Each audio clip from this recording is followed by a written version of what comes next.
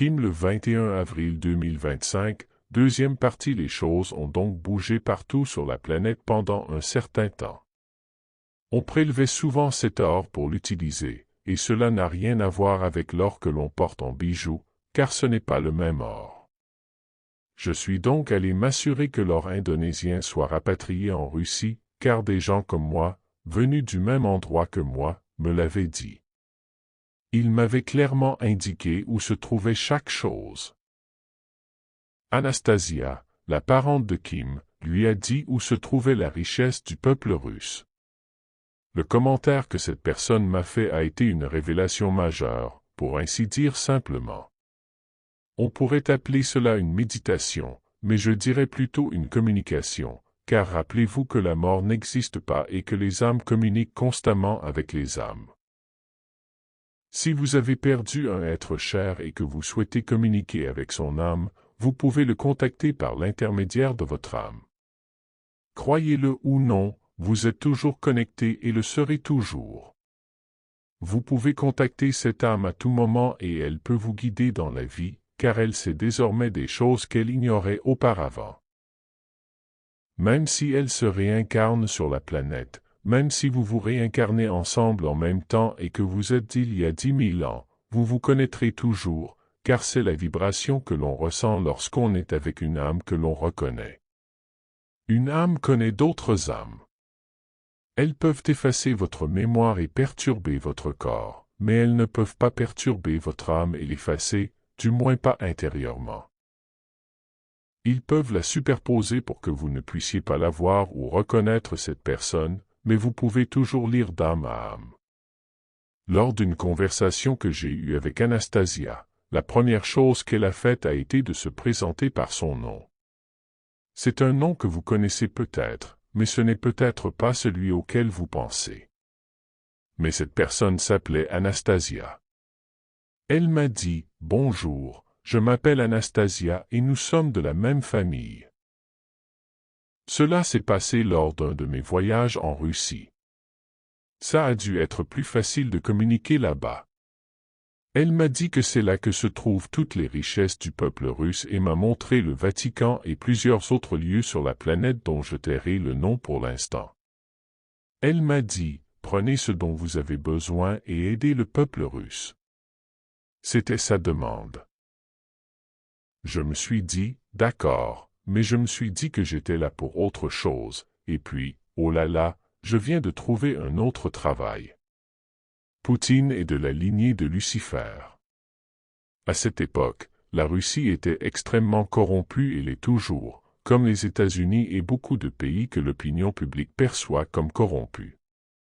Poutine est un homme profondément ténébreux. D'ailleurs, lors d'une conversation avec un Russe, il m'a dit que Poutine était de la lignée de Lucifer, et je le sais pertinemment. C'est en partie pour cette raison que Marduk voulait que je l'apprécie autant, car il représentait les ténèbres et moi la lumière, et il pensait que ce serait une union parfaite. Il a tout fait pour nous réunir, c'est sûr, mais là encore, il n'y avait aucune confiance, ça n'a pas marché, et c'était la fin. Ensuite, il n'a pas fallu longtemps pour que je comprenne qui il était. Il n'était qu'un, parmi tant d'autres, de la lignée de Lucifer. Il n'était pas le seul et n'était pas l'Antéchrist, mais il aurait certainement pu jouer ce rôle, aux côtés d'autres personnes qui ont vécu sur la terre sous le signe des ténèbres. Maintenant, revenons au pape. Ratzinger n'avait aucun accès à l'or. Même ma participation à la ratification du pape François ne les a pas aidés. Marduk a passé beaucoup de temps à essayer de me convaincre de beaucoup de choses concernant cet or spécial, mais cela n'a jamais fonctionné. Maintenant, il n'y a plus que Kim du côté lumière puisque l'équilibre n'a pas pu être atteint. Après le départ de Marduk, il ne restait plus que moi, et finalement, la source a décidé que l'équilibre n'était pas nécessaire. J'ai passé des années à discuter avec chacun de ces individus obscurs.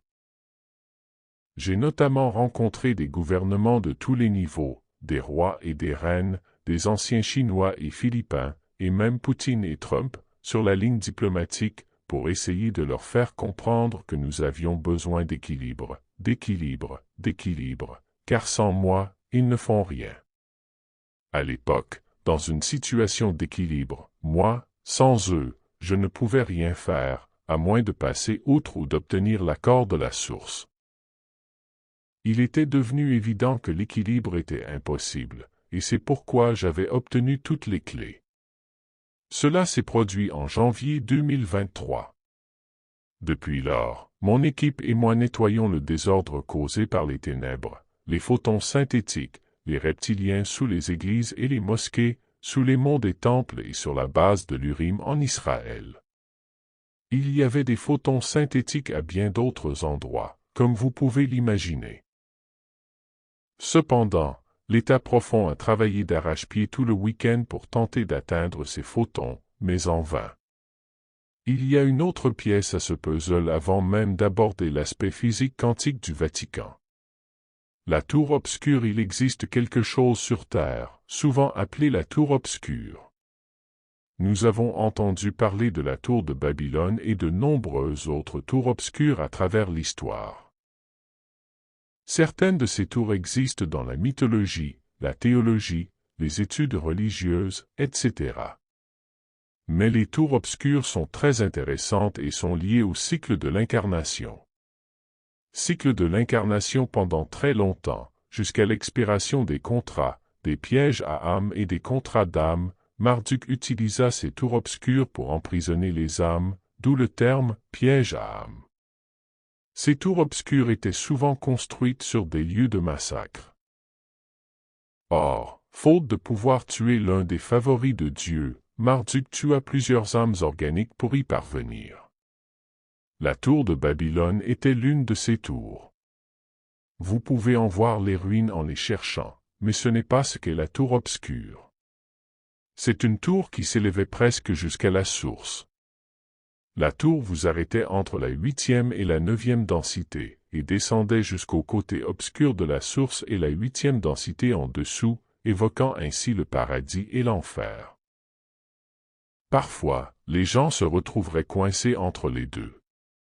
L'enfer de Dante, peinture de l'enfer et de tous les niveaux. Si vous avez déjà vu la peinture de Dante représentant sa version de l'enfer, avec tous les niveaux et tous les personnages coincés à l'intérieur, c'est ce qu'on appelle des pièges à âme, sauf que ça ne ressemble pas vraiment à un gâteau à étages. C'est plutôt une cible, car la moitié est blanche et l'autre moitié noire. Donc, où que vous soyez coincé, vous êtes coincé, et si vous êtes coincé au milieu, c'est le purgatoire, pour ainsi dire. Marduk avait créé la dernière tour obscure autour du World Trade Center. Le dernier emplacement de la tour obscure se trouvait dans les tours du World Trade Center à New York, depuis le massacre de 2001. On accordait beaucoup de pouvoir à la tour, car beaucoup de gens prient encore aujourd'hui pour leurs proches, et ce fut une parodie mondiale. Par conséquent, l'attention du monde entier était concentrée sur cette tour, ce qui facilita la tâche de Marduk à l'époque. Il l'avait d'ailleurs créée un jour précis, 10 jours avant l'équinoxe d'automne. Marduk avait créé cela parce que la puissance de la dernière tour obscure avait commencé à décliner, car les gens n'étaient plus aussi concentrés sur le massacre particulier du 11 septembre. Les âmes ne peuvent alimenter une tour que pendant un certain temps. Plus de 4000 personnes sont mortes, et beaucoup sont mortes dans les années qui ont suivi, des suites d'un cancer dû à la poussière des tours et à des maladies. Donc, malgré ce que raconte Internet, environ 4000 personnes sont mortes. Il ne compte pas les sans-abri ni les autres personnes qui auraient pu se trouver dans le quartier, il s'en moque.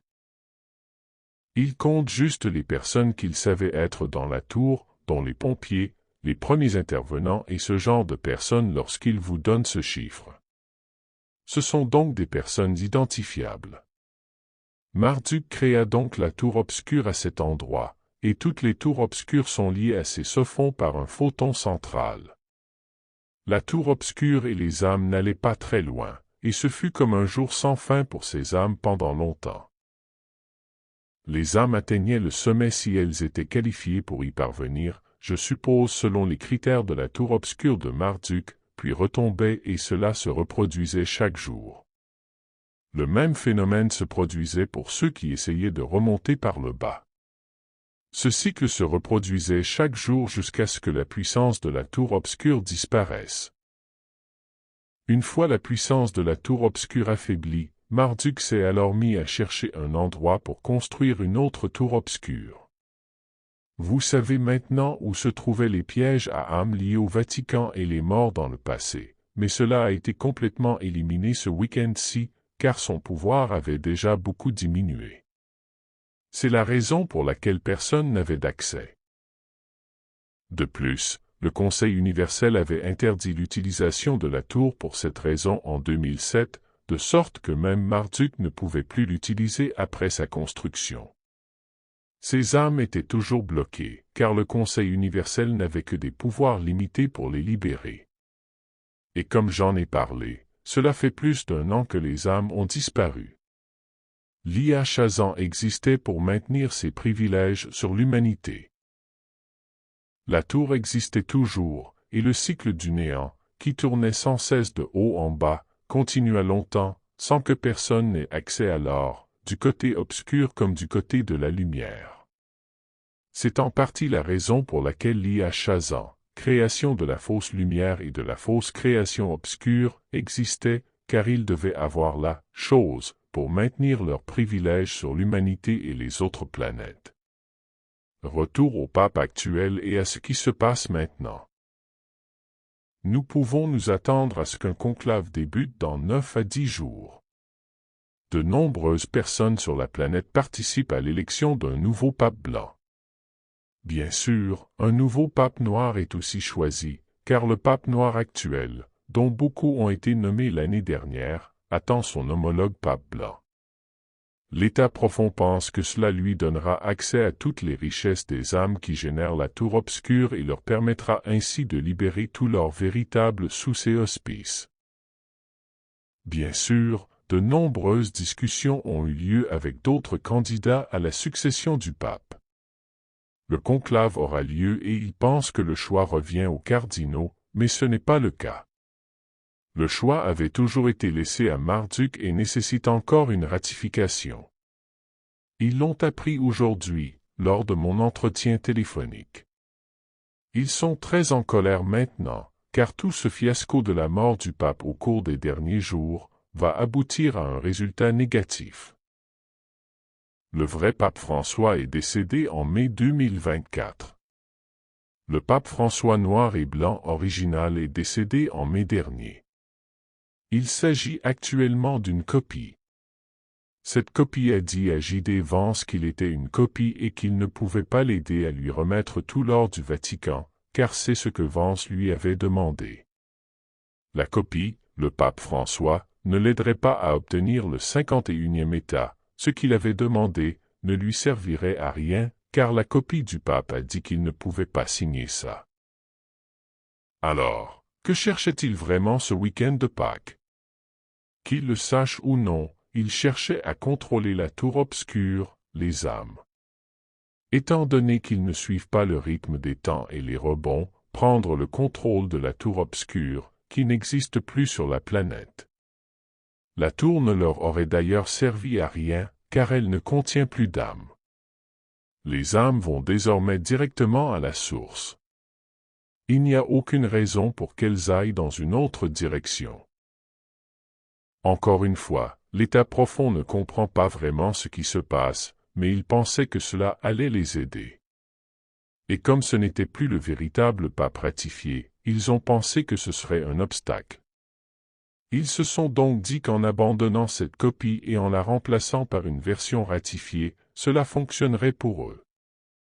Mais l'État profond a-t-il oublié que le nouveau pape devait être ratifié ou ne comprennent-ils tout simplement pas le processus? Est-ce qu'un des cardinaux actuels savait qu'il y avait un processus de ratification en conclave? Je suis sûr que certains d'entre eux, encore vivants depuis le dernier conclave, connaissent la vérité. Ont-ils essayé de faire croire à l'État profond qu'ils ne pouvaient pas élire un pape blanc? Je l'ignore. Mais c'est la vérité, et certains savent comment ça marche. Savent-ils si la machine fonctionne? Non, car ils n'ont pas participé à un conclave depuis la dernière fois où elle a fonctionné. Ils vont donc réessayer dans environ 16 à 21 jours. Dieu sait combien de temps ils resteront là-dedans à attendre que ça marche. C'est ce qu'ils espèrent obtenir après la mort du pape, et ils espéraient prendre le contrôle de la tour obscure. Le contrôle de la tour obscure était leur espoir. En fait, ils espéraient l'utiliser à d'autres fins. Ils croyaient qu'en raison d'un alignement imminent avec Uranus, Marduk ou un être allait revenir pour les aider à accomplir cette tâche. Eh bien, je n'ai vu personne tenter de revenir. Ils ont attendu toute la journée de Pâques que cet être apparaisse et ait accès à un système de photons ou d'or, car nous leur avons beaucoup appris ces dernières semaines. Aucune loi martiale n'est arrivée comme ils l'espéraient. Donc, ce week-end, nous n'avons pas eu de loi martiale, ni de soulèvement de Pâques d'un être qu'ils attendaient, ni de déferlement de panique, et personne n'a été payé, ce qui a provoqué une vive colère. Voyez-vous, des opérateurs se sont alliés aux opérateurs de Trump pour que tout cela se produise ce week-end. Ils disent qu'ils ont construit la tour obscure et tué des gens. Donc, ils devraient en avoir le contrôle maintenant. Mais non. Les autres opérateurs cherchaient juste à se faire payer. Ils ont dit que ça avait l'air bizarre, mais que si ça marche, ils leur ont demandé de les appeler. Eh bien, de très nombreuses situations conflictuelles se sont produites ces derniers jours, et encore plus ces 12 dernières heures, où rien n'a fonctionné hier. Ils ont programmé des appels et ne les ont pas rappelés. Donc, tout le monde sait qu'ils n'avaient pas payé et ils sont en colère. Sont-ils au courant de la raison? Probablement pas aux échelons inférieurs, mais maintenant, ils le savent. Un alignement inhabituel à venir ce week-end pour ceux qui l'ignorent. Il y a un alignement inhabituel ce vendredi, et je sais que vous serez surpris d'apprendre qu'ils attendent un alignement. Ils ont annoncé à tout le monde que le jour de paix aurait lieu vendredi à cause d'un alignement. Alignement de Vénus, de Saturne et de la Lune, c'est probablement une blague de la source, mais pour ceux qui l'ignorent, Vénus et Saturne s'aligneront avec la Lune et offriront à la Terre quelque chose d'inhabituel. Vénus et Saturne deviendront alors les deux yeux, et la Lune, selon son cycle actuel, ressemblera aux lèvres d'un smiley, la face d'un rieur. Ils recherchent donc cet alignement de smiley, le rieur. Et oui, vous pouvez en rire, c'est une réalité, mais c'est ce qu'ils attendent pour que tout fonctionne vendredi. Voilà donc la véritable histoire du Vatican et des contrats d'âme, ce qui est arrivé aux âmes pendant longtemps, et pourquoi le Vatican a été créé comme plaque tournante pour cela. Vous savez maintenant pourquoi les actifs circulaient entre les institutions de l'État profond du monde entier, car les fonds sont souvent organisés en grilles. La structure n'existe plus, mais elle vous permet de mieux comprendre pourquoi les internautes parlent de lieux spécifiques et pourquoi il y avait ce que nous appelons des autels, tels des sacrifices sur un autel flottant. Les autels contenaient des bases de données, des informations et toutes sortes de choses. D'ailleurs, l'or, qu'il soit faux ou authentique, peut être utilisé à des fins de lévitation.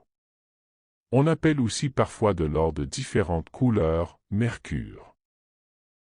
Ce qui est de l'or artificiel différent lorsqu'on en parle à ce niveau, et pas nécessairement celui utilisé dans les thermomoteurs ou les applications industrielles. Vous en avez maintenant appris plus sur le Vatican que quiconque ne vous l'ait jamais dit.